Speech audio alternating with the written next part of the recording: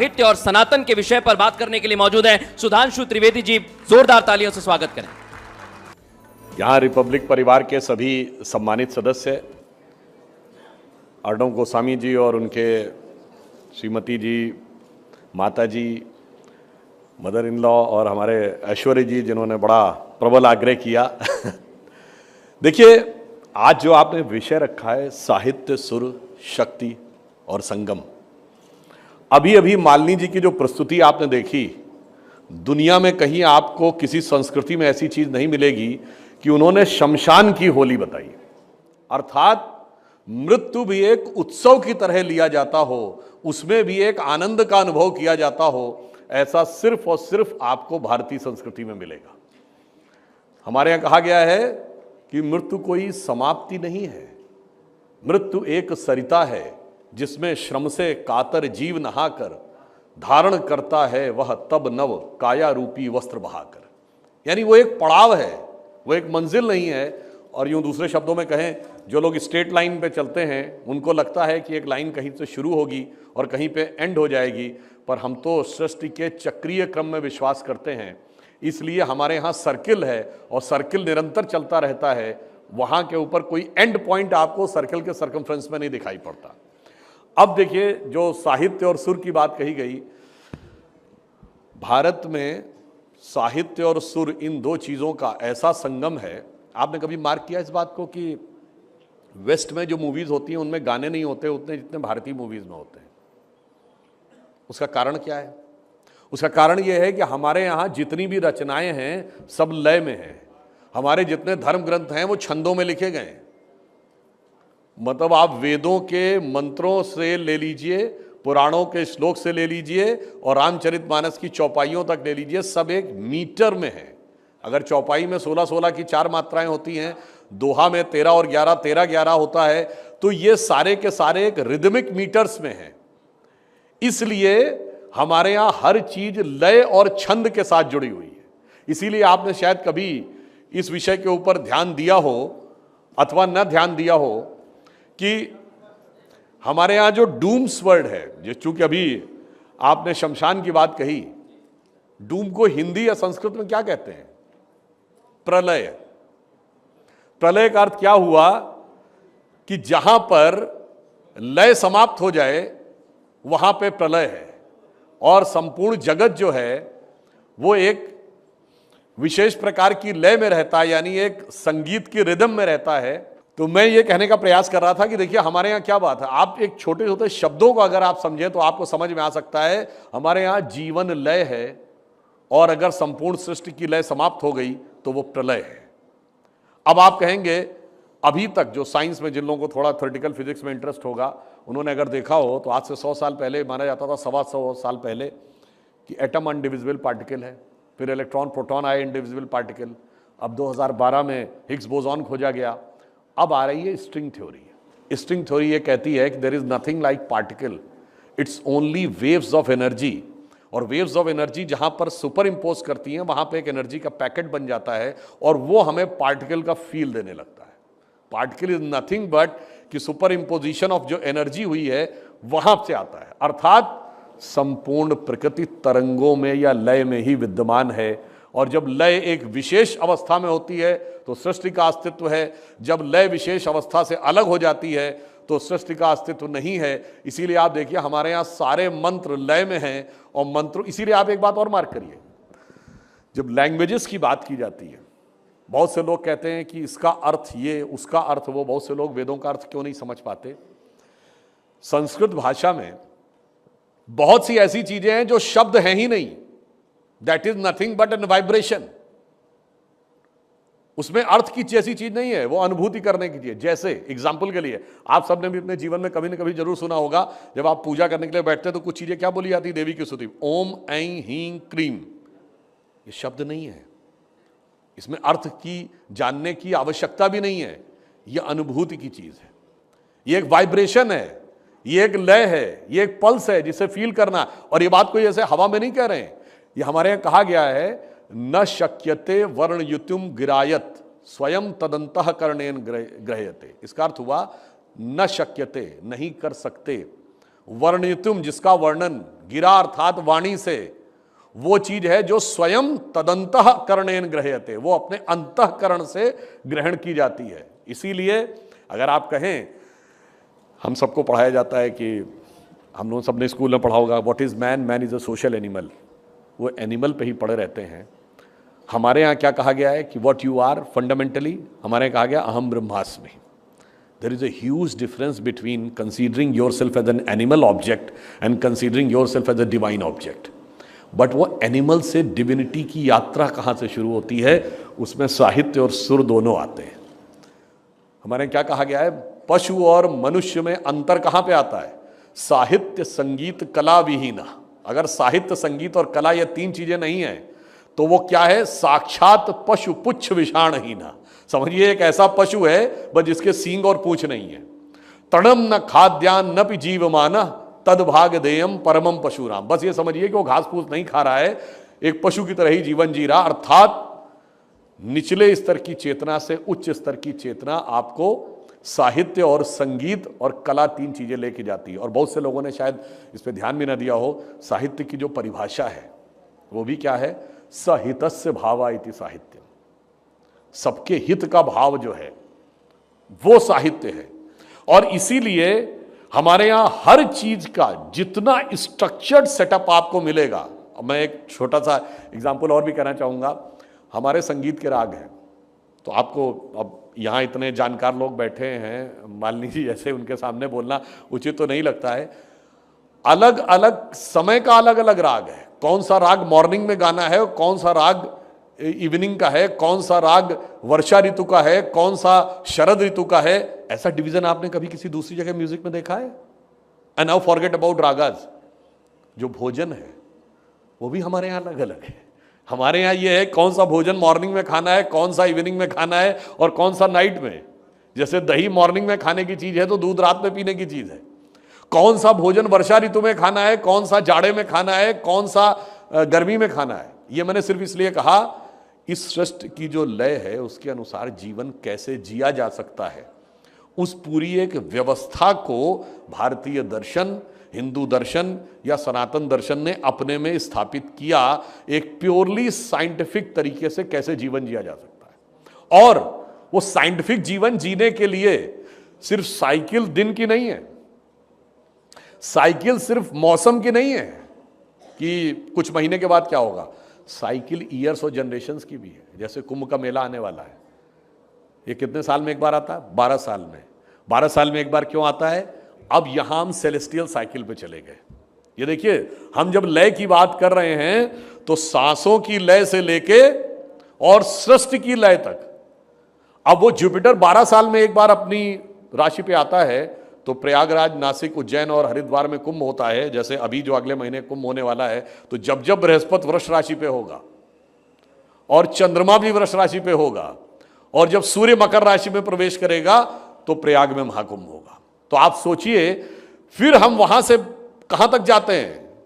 जो अभी मालिनी जी ने अपने नृत्य में दिखाया, तो जो आपने नटराज की मूर्ति देखी होगी जो तांडव नृत्य करते हैं, तो यानी जब सृष्टि समाप्त होगी तो भी वो एक रिदम के साथ होगी। और आप लोगों ने शायद कभी ध्यान दिया हो, जब भी आपने नटराज की मूर्ति देखी होगी तांडव करते हुए, उसमें तो कौन सा पैर उठा हुआ देखते हैं? एक पैर स्थिर रहता है, एक पैर उठा हुआ, तो हमेशा आप लेफ्ट पैर उठा हुआ देखेंगे।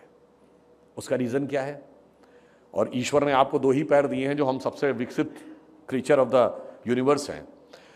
जब यह सृष्टि उत्पन्न होगी तो एक अव्यक्त ब्रह्म है जो सदैव अस्तित्व में रहता है, जिसे वेदों में प्रकृति और पुरुष कहा गया है। तो अव्यक्त ब्रह्म तो सदैव रहेगा, चाहे सृष्टि रहे अथवा न रहे। परंतु जैसे ही दूसरा प्रकृति अस्तित्व में आती है तो वो एक दूसरा तत्व एग्जिस्टेंस में आ जाता है। When the duality comes then the universe comes.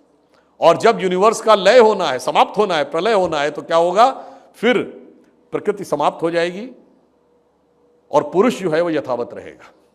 इसलिए एक पैर हमेशा जमीन पे रहेगा, दूसरा पैर उठ जाएगा। मैं इसलिए कहना चाहता हूं, ये ऐसी छोटी छोटी चीजें हैं जो हमारे माइंड में इस ढंग से हमने कभी इसको एनालाइज नहीं किया है। और इसीलिए मैं कहना चाहूंगा कि हमारे जितने भी त्योहार होते हैं, जितने भी पर्व होते हैं, सब सेलेस्टियल क्लॉक से होते हैं।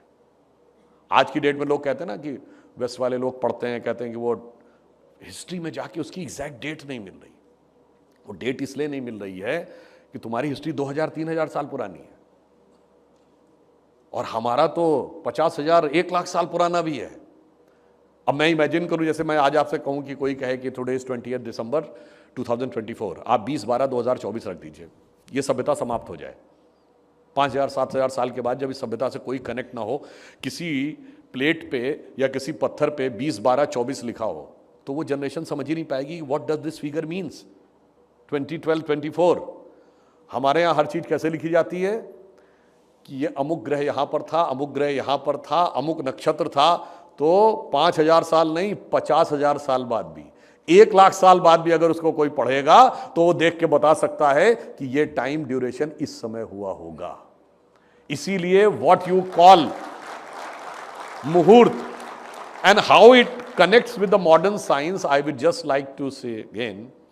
अब एक बार आप छोड़ दीजिए उसको, जो हमने कहा सृष्टि की लय है और संपूर्ण संसार और ब्रह्मांड कैसे घूम रहा है और हमारे मुहूर्त। अब आ जाइए एकदम मॉडर्न साइंस पे।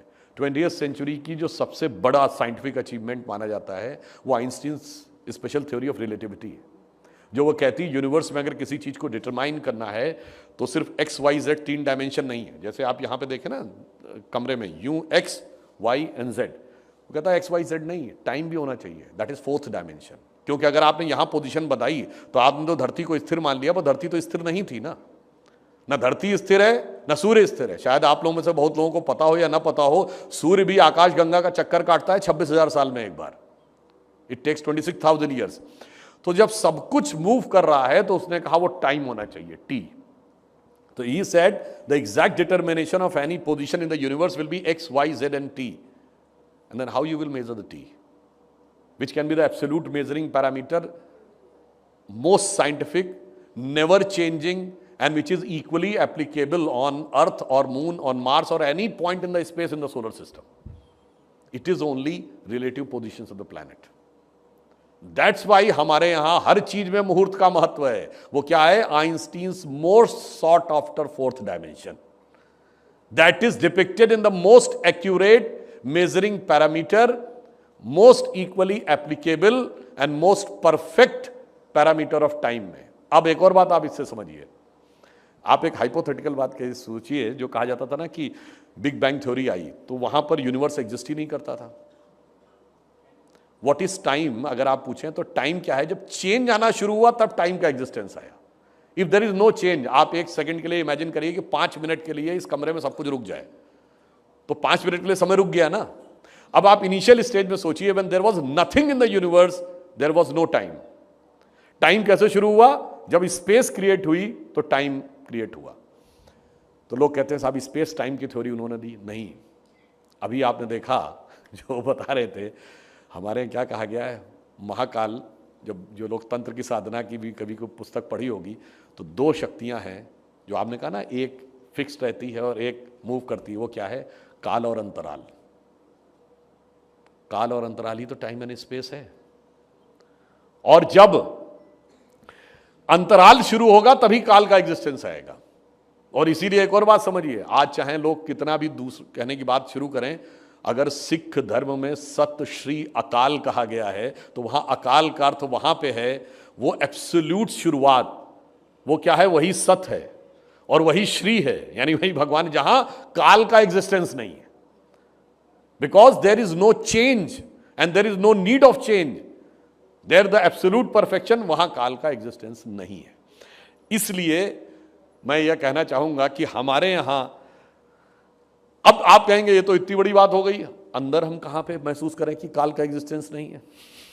जो मैंने लय की बात कही, कभी आप अपनी सांसों पर ध्यान केंद्रित करिए तो आपको लगेगा, कभी आप ध्यान अपना ऐसे ही ध्यान लगाइए, आप एक क्षण के लिए वर्तमान में नहीं होंगे।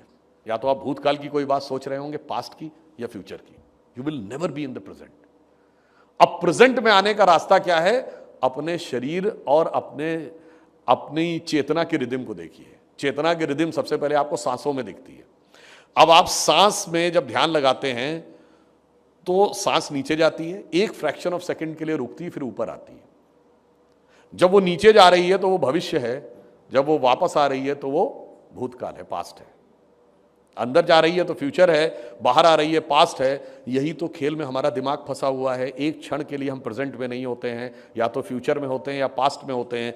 जब उस रिदम के साथ अपने को आप सिंक्रोनाइज कर लेंगे और जिस दिन उस पॉइंट को रियलाइज कर लेंगे जहां पर न वो नीचे जा रही थी सांस, न ऊपर जा रही थी, बस वहीं पर आपको एग्जैक्ट रियलाइजेशन हो जाता है प्रेजेंट का। अब ये कहने में बात बहुत आसान लगती है, परंतु इसको प्राप्त करने में भगवान महावीर को 11 वर्ष लगे थे, भगवान बुद्ध को कई वर्ष लगे थे, और आप लोगों को भी कई वर्ष से लेकर कई जन्म तक लग सकते हैं, डिपेंडिंग अपॉन योर कैपेबिलिटीज।